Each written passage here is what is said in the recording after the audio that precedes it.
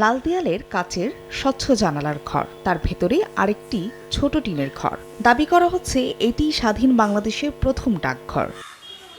কুড়িগ্রামের রৌমারী উপজেলা শহরের ঐতিহাসিক কাচারী মাঠ সংলগ্ন বর্তমান উপজেলা পোস্ট অফিস ভবন ও এসিল্যান্ডের অফিসের পাশেই টিনের চাল ও বাঁশের চাটাই দিয়ে নির্মাণ করা ডাকঘর। স্বাধীন বাংলাদেশের অস্থায়ী প্রশাসনিক ব্যবস্থার অংশ হিসেবে এই ডাকঘরের কার্যক্রম উদ্বোধন করেন তৎকালীন শহীদ প্রেসিডেন্ট জিয়াউর রহমান।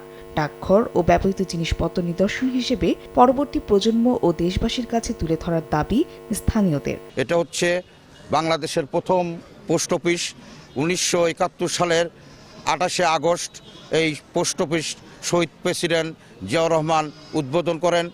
আজকে এই পোস্ট অফিসকে সংরক্ষণ করে আগামী দিনের প্রজন্মের কাছে মুক্তিযুদ্ধের সঠিক ইতিহাস, এই পোস্ট অফিসের ইতিহাস তুলে ধরার পবিত্র দায়িত্ব আজকে আমাদের সকলেরই। মুজিবনগর সরকারের সমস্ত কার্যক্রম এই রৌমারী থেকে পরিচালিত হয়েছে। তো সেই সময়ে আমাদের এই অঞ্চলের সেক্টরের দায়িত্ব ছিলেন শহীদ প্রেসিডেন্ট জিয়াউর রহমান। তার হাত দিয়েই এই পোস্ট অফিসের ফিতা কেটে প্রথম স্বাধীন বাংলাদেশের পোস্ট অফিস হিসাবে ঘোষণা করা হয় এবং তখন থেকেই এখানে সেই পোস্ট অফিসের বাংলাদেশের সমস্ত কার্যক্রম এখান থেকেই পরিচালিত হয়েছে।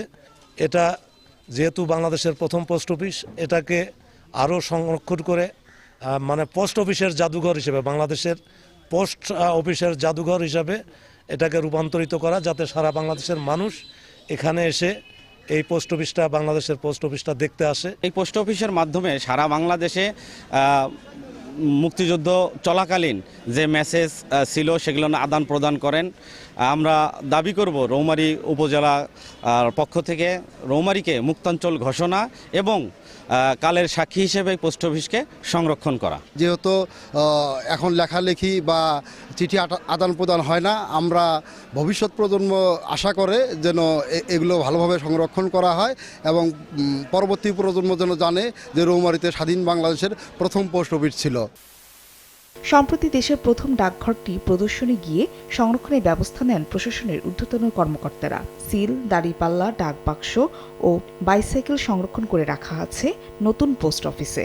এটা মূলত 1947 সালে দেশভাগের পর শাখা পোস্ট হিসেবে যাত্রা শুরু করে রংপুর জেলার অধীনে।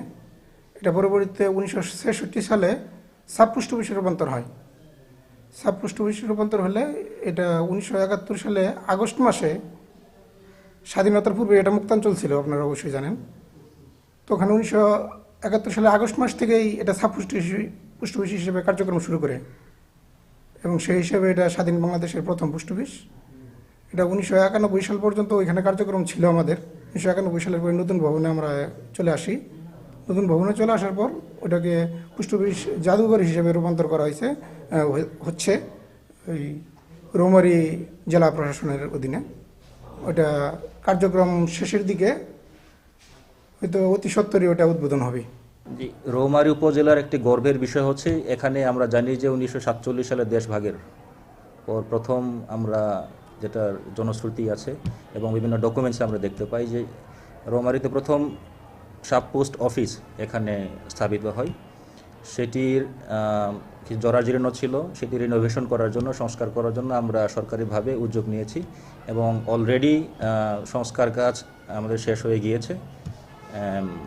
সরকারিভাবে এবং জনগণ যেভাবে চায় এটি সংরক্ষণ করলে জনগণের জন্য যেভাবে ভালো এবং আমাদের এই ঐতিহ্যকে আমরা ধরে রাখতে চাই, সেভাবেই সামনের দিনগুলোতে যেভাবে কাজ করার প্রয়োজন সেভাবে আমরা এটি রিনোভেশন যদি প্রয়োজন হয় সেটি করবো আবার, এবং সংরক্ষণের জন্য যে কাজগুলো করার প্রয়োজন সেগুলো আমরা উদ্যোগ নিয়ে আবার পুনরায় চালু করব।